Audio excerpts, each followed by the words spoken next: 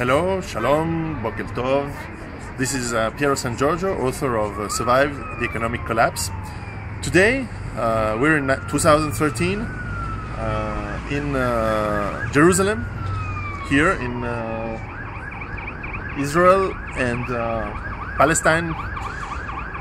Fantastic city, old city, thousands and thousands of years old, center of history in many good but also tragic ways.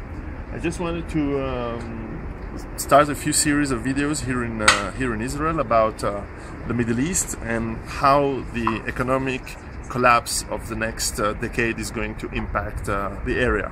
But first, let me say that this is an area of the world that I know well. Of course, generally speaking, the Middle East. I've been traveling all over the area for the last 20 years. But also Israel is a country that I know very, very well. I've been here about a few dozens times, probably 40 times, 40 travels, mostly for business in the last 20 years, and a few times for holidays. Here in Jerusalem, 25 years that I haven't been here, a lot of changes, a lot of constructions, a lot of buildings. Of course, when I was here 25 years ago, I was 15, there was not the separation wall. It was in the middle of the first Intifada, so the situation was very different. Today is very safe. I think it was safe then also, but today is very much under total control. And behind me you can see the Al-Aqsa Mosque, the Armenian quarter, the Christian quarters, and of course the Jewish quarter in the center of the old town.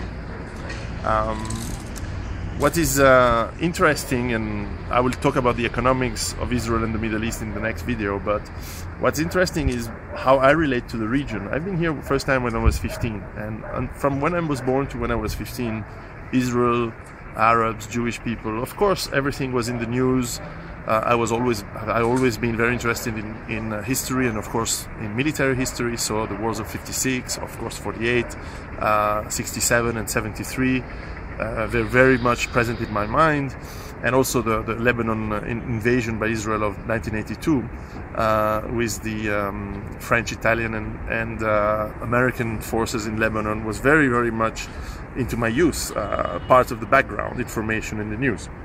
Also interesting is that at the time, whenever you were talking about Israel, or even generally speaking of Arabs and Jewish people, it seems to me that it was very neutral and people were very open to talk about their feelings and their opinion, and people were very genuine and honest when they were talking about these things.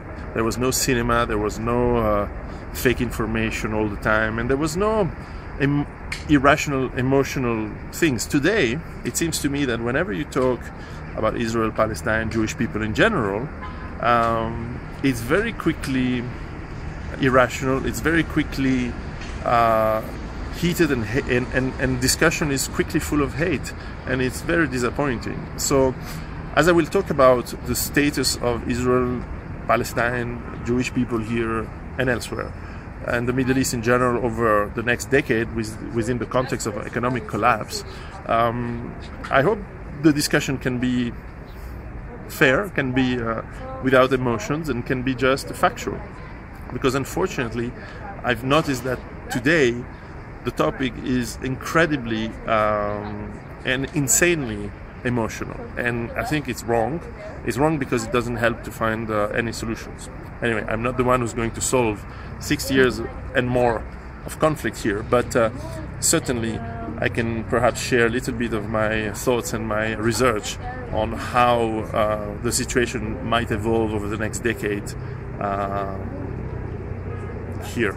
And I think there are some good news, but there are also bad news. So that will be the topic of my next video here in Israel.